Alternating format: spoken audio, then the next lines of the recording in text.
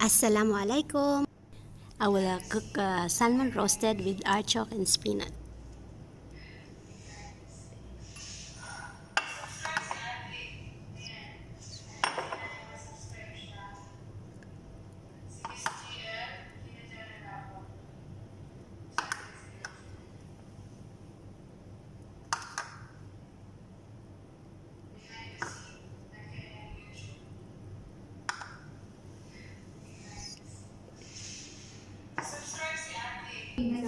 Oh.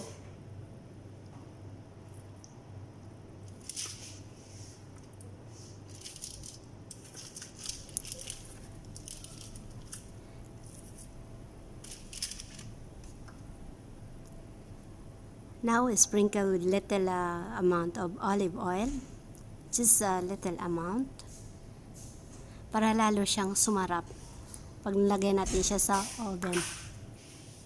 And to those who still not subscribed to my channel, just click the subscribe button and ring the bell. I really appreciate it. Tapos lagyan na, now I will lagay the lemon slice. I'm having fun in the kitchen, guys. And add little amount of salt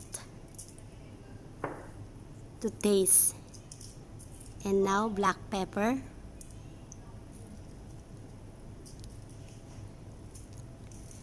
I'm not putting too much this one, salt and pepper, because in my toppings later on, there is salt and pepper already. And it's already tasty. Now we have to cook it for 20 minutes, 180 degrees.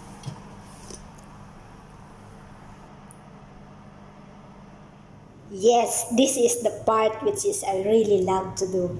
To mix all my ingredients. The delicious gluten-free, fresh, and also our ingredients.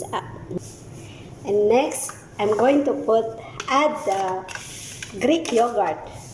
And if you don't have Greek yogurt, you can use this one, like normal yogurt, but just put a little. And also, I didn't use cream cheese. Instead, I used LABNEH cheese, which is organic, because I know that the princess which is eating this one is special. We are all special. And our Parmesan cheese. And also, now I'm going to add a little black pepper and a little amount of salt. And let's go. Let's mix. This is it. Ya Allah, mashallah, bismillah. Having fun in the kitchen. Now I will add my baby spinach. While waiting to cook this one, salmon fillet, for about 20 minutes, I'm making ready my decoration on top. See how delicious it is. And I'm going to add a little amount of olive oil. Just a little. Perfect. See? And now it's done. So let me taste. How's the taste of this one? Okay, perfect. Now I have to keep it aside and waiting for my salmon.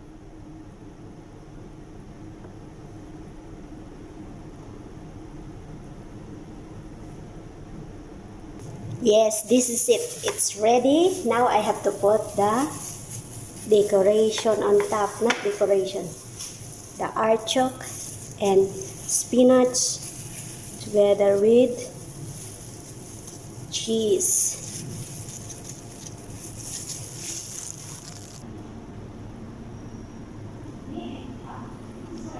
Yeah.